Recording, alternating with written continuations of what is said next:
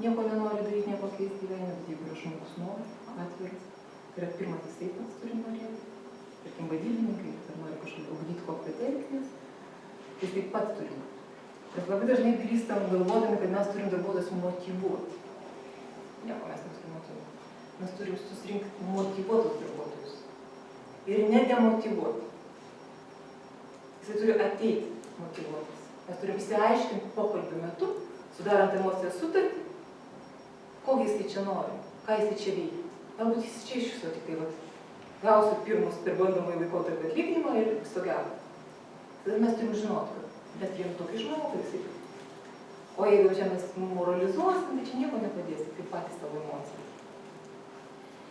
Žinot, ko jisai čia tikisi, ko jis nori, ką jis čia, ar nori jisai mokytis, ar nori jisai karjerą daryti, ar savo kompetenciją kelti, ko jisai nori.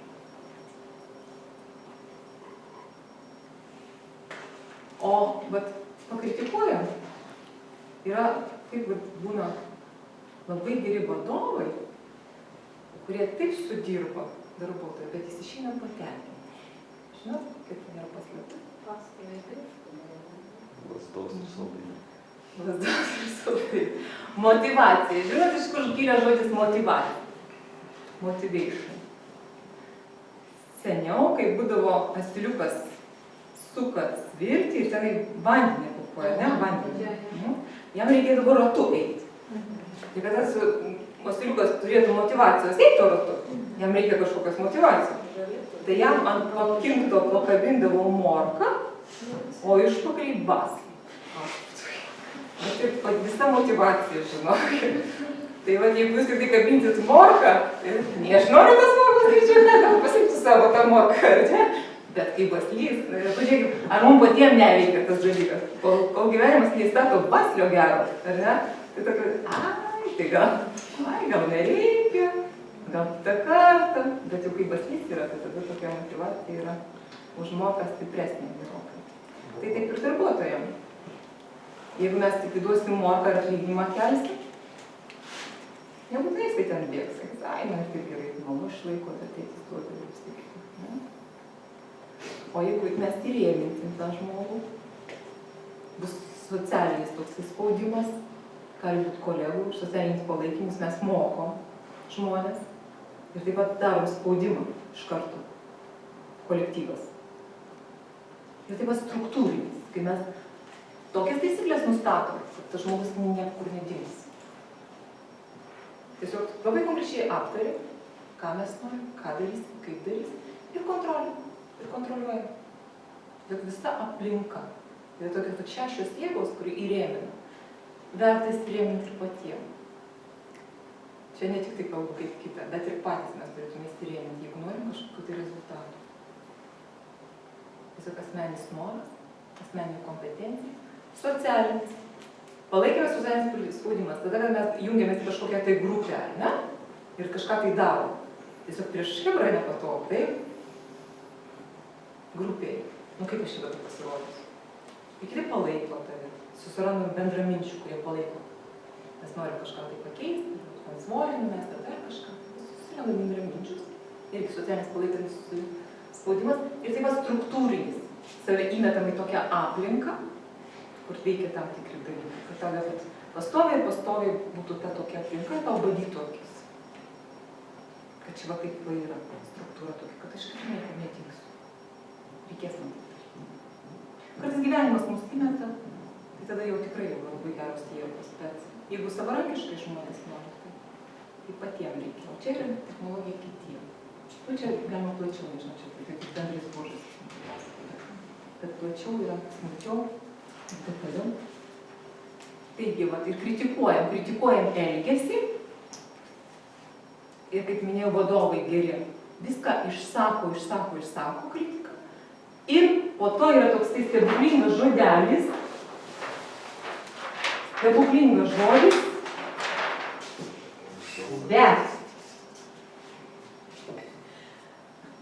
bet aš žinau, kad tu gali tikrai sekančiam kartui, tu padarysi taip, kaip mes susitarėme. Bet tu gerai dirbi, ar ne? Bet visą šitą, tą, ką mes norim, čia išsakyti. O jeigu jūs tik taip pasakysit, pagirsit, Ir sakysi, bet va pasižiūrėk, kad tu tenai darei, ar ne, bet tai ką jis žmogus atsimins, kas buvo po bet.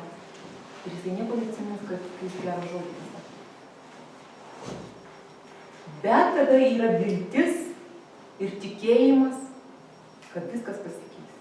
Tada išeina ant sparnų, bet jis mane tiki, ar ne, bet kažkaip gerai dirbu, taip? Bet viską išsakėm iki to, kas mums nepatinka, koks elgesys mums nepatinka, kokios klaidos buvo.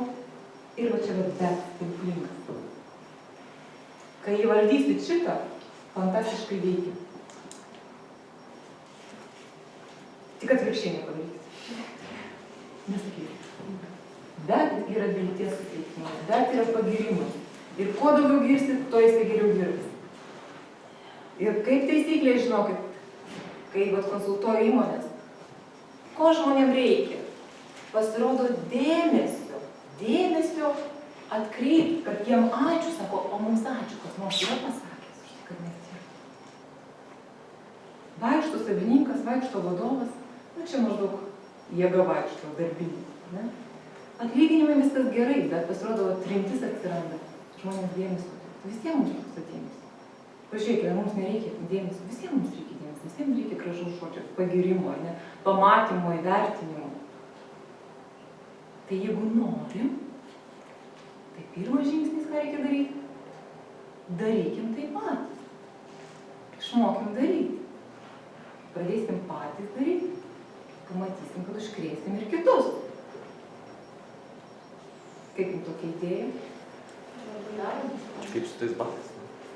Kaip? Kaip su tais batais? Mažam kolektyve, tai normalu, o dideliuose kolektyvuose tai vis tiek yra daug darbuotojų vadovas, tai kiekvieną ten... Tiek yra skyriai, kuo didesnis darbų, kuo didesnis kolektyvas, yra kažkokie skyriai, ir jau tam mažas padalinys yra padaliniai, tai va, padalinys tada kažkas. Darai, ledų Lietuvą, kaip Uspaskichas daro, ir visi patenkinti gauna. Dalinai ir neledais, irgi ledų. Pigiais, žinokit, ledai yra jau kainuoja. Geras žodis, nedaug tai kainuoja. Teisingai, bet tai žmonės, jeigu gauna nemokamą koncertą, jie jaučiasi įvertinami. Irgi yra Bet aš kaip pripranta, žinokit, prie nemokamų koncertų. Sekantį kartą. Reikia dažnai daryti. Dar, žinokit, nu tas tie materialiniai paskatinimai, tam ne per daug nebūna, tam panorma. Taigi pernai buvo, tai šįmet jau turiu dar geriau. O jeigu dar blogiau, tai įsivaizduojat, koks nepasitenkinimas, ar ne? O jeigu pagirti, jeigu pastebėti, jeigu paklausti, kaip tu sekasi, nes iš tikrųjų ne dėl pamalumo, o dėl to, kad iš tikrųjų tau rūpi. Tai kvėpatą įkurti. Nu, čia žinokit. Kuris vaikščia. Čia bus samdytas girtas. Jums žinokit taip atrodo, kad etatas, bet pažiūrėkit, kokie rezultatai. Sėkmingų įmonių būtent ir yra paslaptis.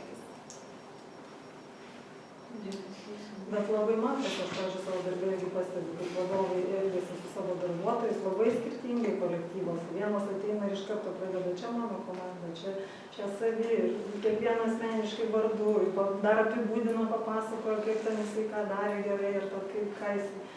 Ir iškart mato, šilta atmosfera, šilti santykiai, viskas bus gerai. Ir produktyvumas visai kitas, ar ne, efektyvumas visai kas kitka. Bet galim sakyti, mes neturim laiko, čia mes tik turim dirbti. Ir daug nieko, ar ne, rezultatai sausi, nu, tai paskiau ir nieko nepertinkim. Kokią pasirenkam strategiją, tokia rezultatą atsiūrėm. Kaltų čia nėra. Taigi, dar vienas stebuklingas žodelis tai yra ir. Pavyzdžiui, rašant kažkokius elektroninius laiškus. Nes, žinokit, tas bet atkreipsit dėmesį, kai rašysit, nes geriausia mokintis, kai rašot.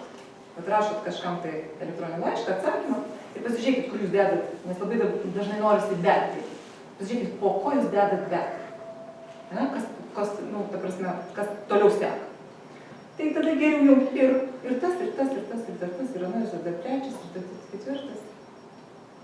Pasibandykite, šitas yra labai gerai veikia. Arba darant įtaką vaikam, pavyzdžiui. Nuspręsti dabar ar po 5 minučių. O ką jūs pasiūlėt? Tu pasirinkimo variantus, kurie naudingi. Pažiūrėkit, kaip manipuliuoja mumis. Mokėsit grynais per kortelę? Bet vis tiek mokėsit. Du pasirinkimo variantus turiu, bet abu reikalaujam mokėti ir mes net nesusimastom. Suprantat? Tiesiog jau žinot, ką pasakė, ką mums reikia daryti. O kad mes iš viso galbūt nenorim mokėti, tai automatiškai susimokom, o kad ar reikėjo. Tai va čia irgi yra pinklės, į kurias mes dažnai patenkam. Aišku, manipuliatoriai jie visą šitą dirbė puikiai. Bet jis pažadėjo manipuliacinių technikų.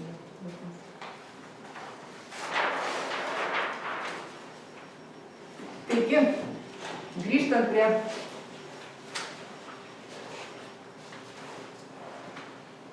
pradžių, kai mes aiškinamės, kas yra stresas, ne? Kad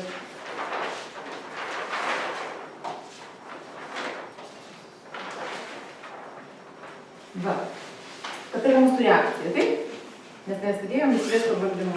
Visų konfliktinių situacijų kyla įtampa, kyla stresas. Ir kad mes gyventume laimingi ir nestresuotume, yra tokia pozityvioji psichologija yra parašęs tokią formą. Laimės formą. Norit laimės formą? Jo, bet yra ir bendra. Bendro naudojimo. Psichologija parašė, aš jums ir noriu pasakyti, o jūs kai jau taikysite, tai taip ir taikysite. Gerai? Laimė yra gyvo. Genai. Padauginti iš aplinkos. Padauginti iš P. Kas tas P? Poilsis. Patirties. Iš poilsio. Ne, pasirodo iš požiūrio. Va. Kaip jūs manot, kiek genai turi įtakos mūsų laimės pojūčių? Daugiau nei 10%. Daugiau kaip 50 turbūt turi. 50, tiek daug, stipriai. Ne. 20-30. Dabar netgi epigenetika, kuri paneigė labai, genetikai labai jau jie tenai įsivaizduoja, bet va čia genai, vėžio genas, čia visi nieko panašaus yra paneigiama šitą teoriją, kad genai mūsų keičiasi ir kinta. Ir tai mes galim turėti patys didesnį. Minties galia, minties jėga, tai dar. Aišku, visai nepakeisim, iš moters vyro nepadarysi kaip paprastuoju būdu, bet ten turim kažkiek kaip procentų. Padaro. Tai dirbtume. Aplinka. Vat aplinka turi 51% įtakos. Taip, jeigu mes pakliūsim į tokią aplinką, kur yra negatyvi aplinka, ar ne, kur narkomanų įsivaizduokim aplinką reikės gyventi. Nu, ten laimės, bet vėlgi yra tas požiūris, kaip ir gyvenimas yra gražus. Pasirodo, vis kitai 100% turi įtakos požiūris. Bet tai procentaliai nelabai. Čia ne matematika, čia nereikia matematikos įjungti. Išjungkit jūs tą kairį. Logika išjungti. Logiką išjungkit, logiką, dabar mes vadovavomės kitais dalykais. Ir dar trūksta formaliai. Yra labai Kaip sunku dabar? Viena kinta B. Plius ir dar viena P. Kur yra? Turi būti dar, plius dar viena P. Dėl laimės. Daugybė, ne? Ne, plius P dar. Čia pinigai. Laimės. Ar jūs galvojat, kad galėčiau dar iš savirealizacijos padaunti? Labai logiška trūksta. Bet pinigai, tai čia, žinot, pinigai yra priemonė.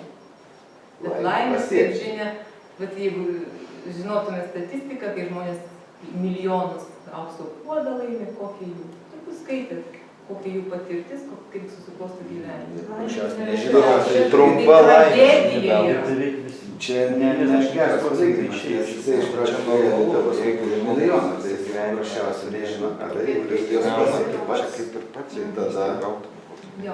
yra Bet čia, žinokit, čia yra laimės formulė. Ir mes kad matysim, dabar iš karto eisim ir kad pamatysim, kokią įtaką ten turi mūsų pinigai. Bet kažkiek sakysim, kiekvienam, kai jūs brėžit piramidę, kiekvienai pakopai šitą laimės formulė turėtų būti skirtinga. Tai Nes man- jeigu dvasiniam, paskutiniam, tai galbūt tie pinigai neturi reikšmės. Bet, sakykime, fiziologiniam ir saugumui užtikrinti pinigai yra reikalingi, nes jeigu bus nesaugus, Gerai, tvarkoj. Požiūrį reikės, buhalteriai pradeda kalbėti. Tai va, tai kas va mūsų reakcija? Požiūris, ar ne? Kokiu požiūriu pasižiūrėsim, taip ir laimingi būsim. Taip ir stresuosim arba nestresuosim. Interpretacija, va čia va viskas vyksta, va čia va ir nusako asmenybė, kaip mes pasižiūrime tą pačią situaciją. Nes ir mes patys tas pačius situacijas sureaguojam skirtingai ir pasižiūrime kiti žmonės. Situacija ta pati, bet reakcija yra visų skirtinga. Vienas tenai užsiplėskė, blaškosi, taškosi, keiksnojasi, kitas visiškai ramiai priima tą situaciją. Ir nuo ko tai priklauso? Va čia va aš ir noriu jums pristatyti Deivido Gautės pasąmonės lygių žemėlapį, kuriame ir atsispindi mūsų įsitikinimai, požiūris, nuostatos ir vertybės, mūsų fiziologija, kaip mes jaučiamės, kokia yra mūsų gyvenimo kokybė. Laimingi, nelaimingi, ar ne, turintys energijos, ar neturintys energijos. Tai va čia ir bus apie tai, kad Deividas Gautensas, jisai dirbo Sedonos dvasinių tyrinėjimų centre, jisai psichoterapeutas, psichiatras buvo ir 20 metų tyrinėjo žmogaus sąmonės būsenas, darė sąmonės lygių žemėlapį, kuris ir atspindi, kokią turi įtaką mūsų mintys, emocijos su mūsų fiziologija, kaip koreliuoja. Kokia pavardė Deividas? Gautensas.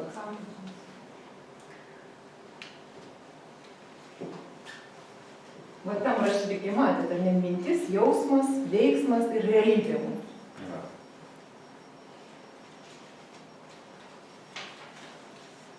Tai čia ir bus apie mūsų mintis, jausmus ir mūsų energijos kiekį. Nes sutiksit su tuo turbūt, kad norint kažkokį tai darbą padaryti, tai mums reikalinga energija. Taip? Kai neturime energijos, tai nieko nenorim daryti. Ir kokias energijos rūšis jūs žinot? Kinestetinė. Ne. Čia jau fizika, ne? O jeigu paprastai labai, tai yra fizinė energija, tai yra mūsų fizinis kūnas. Jo, kaip mes fiziškai stiprus, tvirti raumenys, ne? Mūsų organizmas veikia, funkcionuoja. Paskiau yra mentalinė energija, kaip mes sprendžiam gyvenimiškus klausimus, ar mes orientuojamės į kaltų paiešką, ar mes susidūrus su situacija, tiesiog ieškom sprendimo variantų. Vėlgi, tai yra nuo informacijos kiekio, ar mes skaitom ir bendraujam su pozityviais žmonėm, ar mes nesirenkam su bet kuo, leidžiam laiką, ne?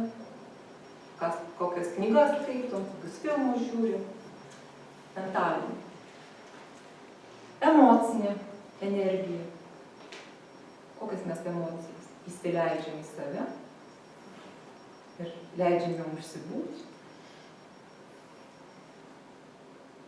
Ar mes kontroliuojam, nes mesgi matome, ne, kad nuo minčių mūsų ir mūsų emocijos ir jausmai. Tada, kada, pavyzdžiui, jaučiamės blogai, prasideda kažkoks tai nerimas ir galime sugrįžti ir pasižiūrėti, kas vyksta. Kągi mes galvojam, kokius persukinėjom filmukus, kokius vaizdus. Ir dažnai galime atsekti, kad kažkas tai buvo ne taip. Ir kada žmogus supranta ir pradeda stebėti, tai va tas jausmas jį priverčia stabtelti ir pasižiūrėti, apie ką aš čia. Kas čia vyksta? Kodėl čia aš dabar taip blogai jaučiuosi? Aišku, būna, kad mes patenkam į energetinius kažkokius tai duobes tenai ir kitų įtakos, ir perimam kitų energiją. Bet čia kalbam dabar apie tą, ką patys galim kontroliuoti. O jeigu tenai patenka, tai mes tada irgi galim kontroliuoti, mes tiesiog išeiti iš tos aplinkos privalom. Bet kartais žmonės galvoja, va čia yra mano kryželis, aš turiu nešti, ne? Matau, kad čia yra, bet nekeisiu nei darbo, nei šeimoje nieko nedarysiu, nu čia vat, man dabar taip duota, taip jau man skirta, ne? Mama vilkota ir aš taip pat. Taip, labai gerą tuos pavyzdį. Sako, geras klausimas žmonės. Sako, kodėl tu, kai kepi žuvį, nupjauni galvą ir uodegą? Nežinau, mano mama taip darė. Tai sako, eik ir paklausti mama. Ateina, sako, mama, kodėl tu, kai kepi žuvį, nupjauni galvą ir uodegą? Ką aš žinau, sako, močiutė taip darė. Tai eik ir paklausti močiutė. Ateina pas močiutę. Sako, močiutė, o tai kodėl, sako, tu, kai kepi žuvį, nupjauni galvą ir uodegą? Nu, vaikelis, sako, mano keptuvė buvo tokia maža. Netilpdavo, o jūsų keptuvės tai didesnės. Tai va, pažiūrėkime, ar mes taip pat nepjaustam galvos ir uodegos visą laiką. Bėgam tuo pačiu ir neratariu. Pjaustam tas pačias galvas. Taip mama darė ir aš taip darau. Tėtis mano taip darė ir aš taip darau. Dar vaikus taip pat mokau. Šiaip taip pat yra gyvenimo tiesos. Ir va tokias mintis mintijom, tokias emocijas jaučia. Ir dvasinė energija, grįžtant prie energijos, ne? Kaip mes save suvokiam, kas mes tokie esam šitoj planetoj. Ką mes čia veikiam, ką mes čia turim padaryti, koks mūsų santykis, sakykim, su visata, su Dievu, su kuriais mums. Ar mes tikim, kad, ar mes įsivaizduojam, kad tik taip esam tokie, kokie esam savo fiziniam kūne, ar dar mes kažko tai kitaip, ko galvojam, kas mes esam šitą. Tai vat tos sintezės, tos visos keturios, švenčiai keturios, ir daugiau, duoda mūsų tą resursinę būseną, kai mes jaučiamės gerai, puikiai, energingi, galim daug darbų padaryti. Lygiai tradicinis managementas sako, valdyk laiką, laiko planavimas ir visi kiti dalykai. Nieko panašaus. Pasirodo, valdyti reikia savo energiją. Ir tada, žinot, kaip turi energijos, tai viskas nieko čia nereikia, nei jokio planavimo, viskas vyksta savaime. Ir čia planuok neplanas, jeigu tu atsikelsi, neturėsi jėgų, visas tas planas, tai gali į planą pasižiūrėti, ate, tą planą yra, ne? Taigi, tai va čia tas sąmonės lygių žemėlapis ir atspindi mūsų, sakykime, tas emocijas, kokios mes būnam emocijose, kokias mintis mes mintijam ir kiek mes turime energijos. Tarkim, 20, šitie skaičiai, tai yra nuo 20 iki 1000 ir jie nėra kažkokie fizikiniai dydžiai. Tai yra santykiniai vienetai, kad galima būtų palyginti, kokiuose būsenose resursinėse mes visiškai neturime energijos ir kokiuose resursinėse būsenose mes turime labai daug energijos, galinčios verst kalnus. Taip? Tai va yra resursinė būsena gėda, kai yra iš tikrųjų labai mažai energijos, 20. Nu, arti mirties, ar ne? Visi mes esame patekę į gėdos būseną, taip? Kai norisi, sako, skradžiai žemę prasme. Esam patyrę daugiau ar mažiau, bet visi esame tą išbandę. Jo, kaip apsimeluoji. Kaip? Kaip apsimeluoji, man tas įtakas. Aha, gėda kokia, ne? Pameluoji visi. Ir dar ką aš noriu pasakyti, kad gėda, išsakant, yra 30 kaltė. Kai jaučiamės kaltė, ne? Čia vasakas 20 vyrus ir kaltė. Irgi neturim visiškai energijos. Ir labai svarbus dalykas, pavyzdžiui, kai gėdinat savo vaikus. Kaip labai svarbus. Gėdinti savo vaikus. Nes sugėdinti vaikai būna labai žiaurūs bendramžiam ir gyvūnam. Nes jūs reikia patiems suprasti tose būsenose, kai tu esi gėda. Kiek tai yra? Tai labai reikia atsargiem gėdinti. Taip reikia pasakyti apie netinkamą elgesį, kad jums tas elgesys nepatinka, reikėtų, kad jis taip suskaitai. Bet nepalikti gėdos būseną, kaip to negėda, ar ne? Tai yra labai blogai. Nes gėdos ir kaltė būsena šitose laukuose, tada, kada žmogus būna tokiuose emocijose, tokiuose būsenose. Čia įvyksta labai keisti nusikaltimai, pavyzdžiui, seriniai žudikai čia padaro, nes jie jaučia nuo vaikystės kažkokią tai gėdą. Tai jeigu prisimenat, Skandinavijoje buvo toks Breivikas, kuris iššaudė, taip? Ir ten psichologai visada stebėjo tokią žinutę ėjo, kad jisai sakė, tai yra visuomenės gėda, gėdingas reiškinys. Esate išgirdę tokią žinutę? Tai gėda jisai jautė savyje. Joks ten gėdingas išorinis reiškinys nebuvo. Tai buvo jo vidinė gėda. Ar jisai buvo prievartautas ar kažkas tai, bet tie žmonės visą gyvenimą neša kažkokią tai gėdą savyje. Ir tada vyksta tas keistas elgesys. Nepaaiškinamas, bet tai viskam gali būti paaiškinamas, kodėl jisai taip yra. Bet tos visos programos jos yra iš tikrųjų vaikystėje įrašytos, ar atsinešas dar iš anksčiau, kaltė ir gėda. Ir mes tų žmonių tokių ar ne sutinkam, kur kalti jaučia kaltę, vat jeigu apie filmus klausinėjo, tai vat Ostrov filmas yra labai geras. Matėt? Ostrov, sala, rusiškas. Irgi kaltės, ar ne? Kaltės, bet jam kažkokia tai buvo pastumėjimas ir kitas. Tai rekomenduoju pasižiūrėti. Šiek tiek aukščiau daugiau energijos turi yra sielvartas.